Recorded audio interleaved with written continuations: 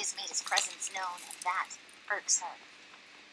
Nikolai is checking on her, or more accurately, he is checking on Gabriel.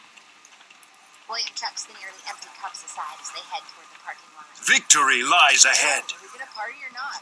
Sophie Reynolds is throwing a huge bash at her ass tonight. Want to crash? I'm game.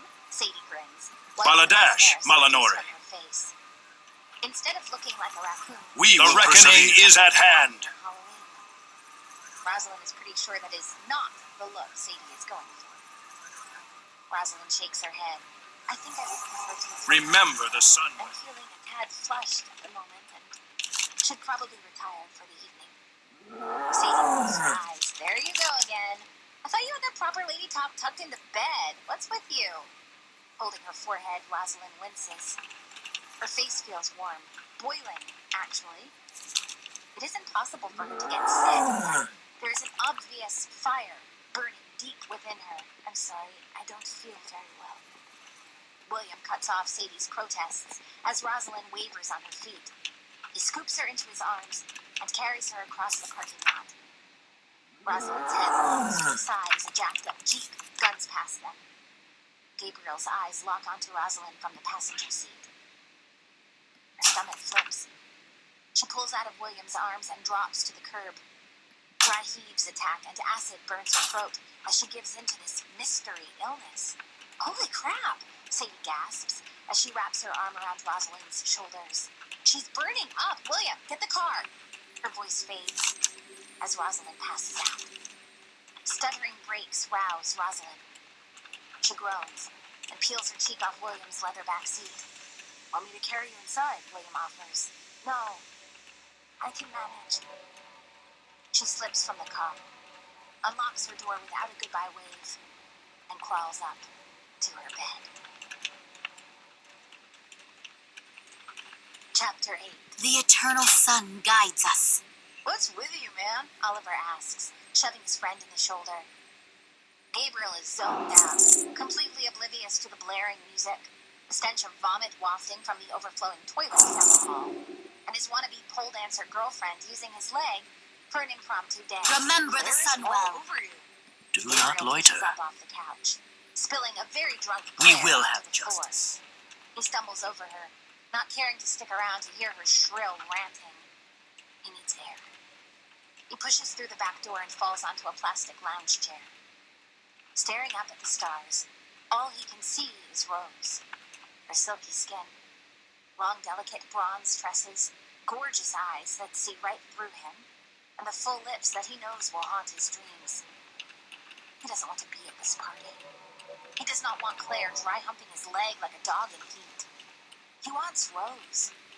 Beautiful, mysterious Rose. What is it about her that feels so right?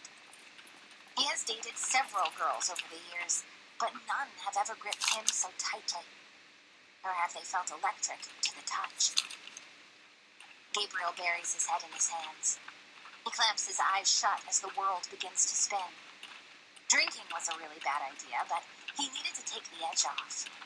Now all he's managed to do is compound his problems. He sinks to the ground, disappearing into the shadows as he crawls on hands and knees to the cool, damp grass. It feels like slipping into a refreshing pool on a sweltering day. His skin is on fire, fueled by a bubbling Do not volcano in loiter. the pit of his stomach. Something is wrong. Your gold is Very welcome wrong. here. This isn't because of drinking. Death to Something all much who worse is oppose us. happening. Pain radiates What through do you Gabriel's seek? chest, squeezing his heart and wringing the air Death from to his all lungs. who oppose us. His fingers claw in the dirt, inching toward the floodlight illuminating the deck. He can see people dancing just beyond, their movements distorted in the strobe lights. Loud music rattles the windows, blocking out his cries for help. He rolls onto his back as the pain spirals out from his heart. Glory to the Sindori. Enubilore Delana. For his cell phone. It falls onto the grass beside him. Gabriel grits his teeth against the pain as he tries to still the trembling in his fingers. The dark times will pass. State your business. Anaria Shola. On the ground. His shirt and pants soak through, but it does little to ease the flames under his skin. He He feels something shifting, as if his entire genetic code is adapting. The fires begin to smolder, retreating back to his core. It rounds his heart and shoots out through his eyes. The pain vanishes as a pure blue light explodes from between closed eyelids. Energy floods through his body. His mind screams in ecstasy as his cells erupt with sensitivity. Overwhelming his senses, Gabriel passes out. Chapter 9. Rosalind tosses and turns in her sleep, plagued by the same dream that has repeated every night since her encounter with Gabriel after the state qualifiers.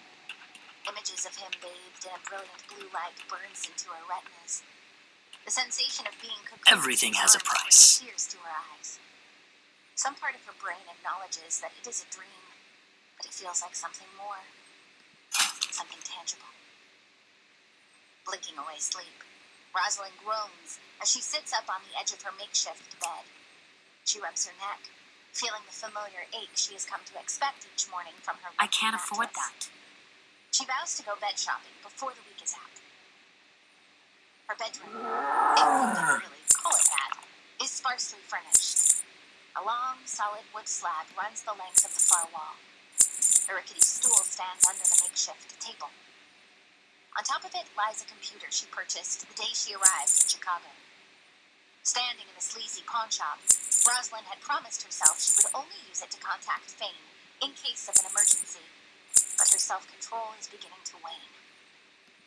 There is only one reason why she would give in now. Gabriel. It has been a week since they spoke at the football game, and she has done her best to avoid him since then.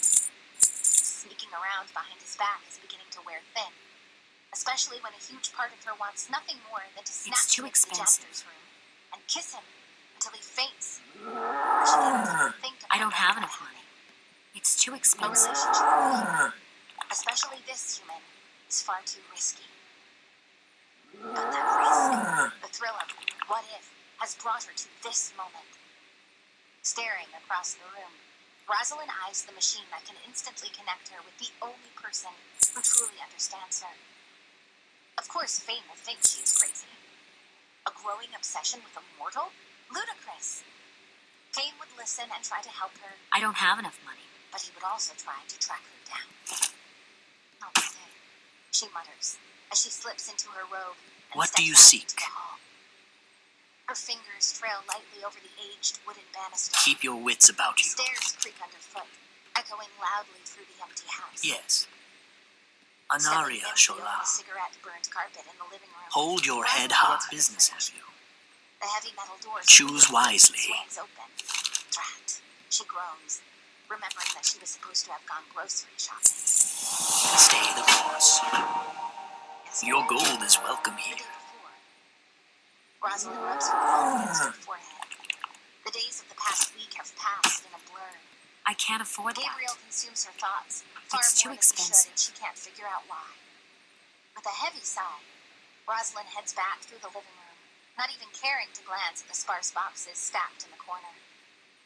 They are not her stuff, and from the musty odor coming from the loose lid, there is certainly nothing of interest in there. Shorel Aran. The dining room holds the most furniture in the entire house. A painted hutch sits in the corner, layered with an inch of dust. Everything has a An old wooden price. farmhouse table fills the rest of the room, its long benches tucked underneath. Past that, a bathroom stands off from the main hall. Shorel Its Aran. pink tiles glaring obnoxiously at anyone who dares to enter the time warp. I really should get out today, Rosalind mumbles as she gives up her aimless wandering and heads back upstairs. Rounding the banister, she heads into one of the spare rooms. She uses this one as her makeshift closet. Designer store bags stack high in one corner, empty of their purchases. Piles of clothes, laid out in perfect condition, litter the floor. New wardrobe? Check. Sighing, Rosalind grabs an outfit from the top of the pile and heads to the bathroom. Her love for all things fashion refuses to allow her to don a baseball cap, so 20 minutes later, she settles with combing her hair straight around her face to help conceal her identity. Checking one last time to make sure her makeup has helped tone down her appearance, Rosalind heads out. She is not sure where she is heading until she looks up to find that her feet have taken her right to Sadie's doorstep. It's only been a couple days since she was last here, although she struggles to remember why at the moment. Movement in the upper window of the house next door catches her eye, but the curtain flutters back into place before she can make out the person concealed within. Rosalind frowns. Well, hello, Rose. Did you do well in that chem test you and Sadie studied so hard for? Sadie swears she aced it, but I have no doubts. Mrs. Hughes smiles as she opens the glass-paneled door. Choose The wisely. sapphire blue robe is tucked tightly around her slender figure. Farewell. I believe I did well enough, Rosalind says, thankful for the reminder as she steps over the threshold and dips low to slip off her boots. The scent of vanilla invades her senses. Sadie's mom appears to have the same affinity for scents as Sadie's does for wardrobe changes. Sadie? Rose is here. Thundering footsteps race down the carpeted hall. Rosalind smiles as she hears abuse slung about from upstairs. Back off! She's my friend! How do you know she came here to see you? William protests. Sadie snickers as she rounds the corner. You are so desperate. Hi, Rosalind grins, amused by their state of dress. William stands in the doorway, wearing only plaid pajama bottoms. His hair is heavily tousled, sticking up in the back like a peacock. Rosalind tries not to admire William's bare chest, but it is smooth and toned. Far more appealing than she would have guessed under the ratty t-shirt. We will persevere. What amazes Our enemies will Rosalind fall. most is Sadie's transformation. Without her dark eyeshadow, rocker shirts, and cut-off jeans, she actually looks lovely. Wow, Sadie, look at you. Sadie rolls her eyes. I know, I look terrible without makeup. No, she shakes her head. You look amazing. See? Told you so. No one likes your gossip. Valadash Mrs. Malinore. grins as she pokes her head into the room.